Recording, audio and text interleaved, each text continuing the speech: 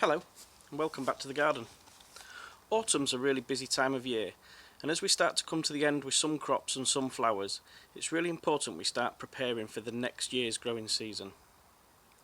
In today's video we're going to look at potting up some houseplants, taking fuchsia cuttings, and we've got a little problem with the parsnips that we're going to look at too. So let's head over to the potting shed and let's sort out some houseplants. So now we're going to look at potting up some houseplants. So here I've got some money plants. I've got two in this pot and one in another one. I just want to put them all into their own individual pots and into bigger pots so they've got more space to grow. So to start with, take your plant pot, get your compost. Now I've got a mix here of multi-purpose compost with some horticultural grit. 60% compost, 40% grit. And all the grit is just tiny little stones just to aid drainage through your soil. That's why you mix it in. Houseplants don't want to be sat in lots and lots of soil.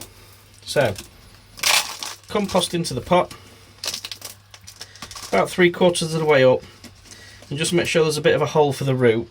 So this plant that I've taken out, it's got a lovely long root on it. So what I'm going to do is make sure that that goes in, along with the stem.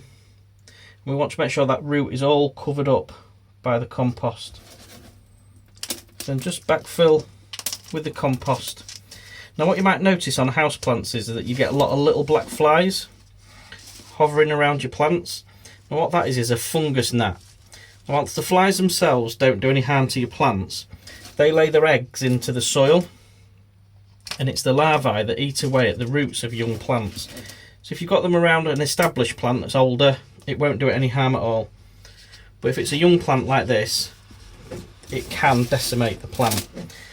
To try and combat that, just going to use some horticultural grit. So when you fill the plant pot with your compost, you got it to the height you want, is just top dress it with some horticultural grit all the way around. All that will try and do is it'll try and frustrate the little gnats from laying their larvae in the soil. And it also, when you come to water the plant, it stops the soil splashing up the leaves and just makes it look a little bit more attractive in the house. And that's it for potting up your houseplants. So hopefully you'll give that a go yourself, and I'm just going to get on with the other two. So taking cuttings is a really good way of getting new plants for free from your existing plants, like this one. When to take cuttings from each plant will vary from plant to plant, but now is the ideal time to take fuchsia cuttings. So let's head into the shed and let's have a look at this guide of how to do it. Now is the time to take fuchsia cuttings. You need a sharp pair of secateurs or snips and a dibber. Fill a pot with peat-free multi-purpose compost with grit added. Choose straight stems with no flowers or buds. Prepare and pot up your stems straight away to avoid losing moisture. Cut off lower leaves, leaving 1 or 2 sets behind. Cut each stem at an angle below a leaf node. Dip the stem into rooting powder. Use the dibber to make a planting hole. Place the cutting into the hole up to the lower set of leaves. Place somewhere warm out of direct sunlight, keep damp, and wait for strong new growth to appear. So we've found a problem with our parsnips with brown patches appearing on the leaves. We had the same problem last year. So let's head into the vegetable garden and let's take a look at the problem and see what we've done about it.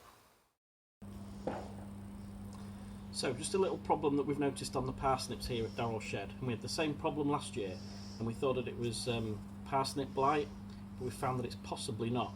So if you come over and have a look, just on the leaves where they're starting to go brown and papery, there was loads and loads of the leaves had got really bad with that, and we thought it was blight last year, so we took all the parsnips up really early.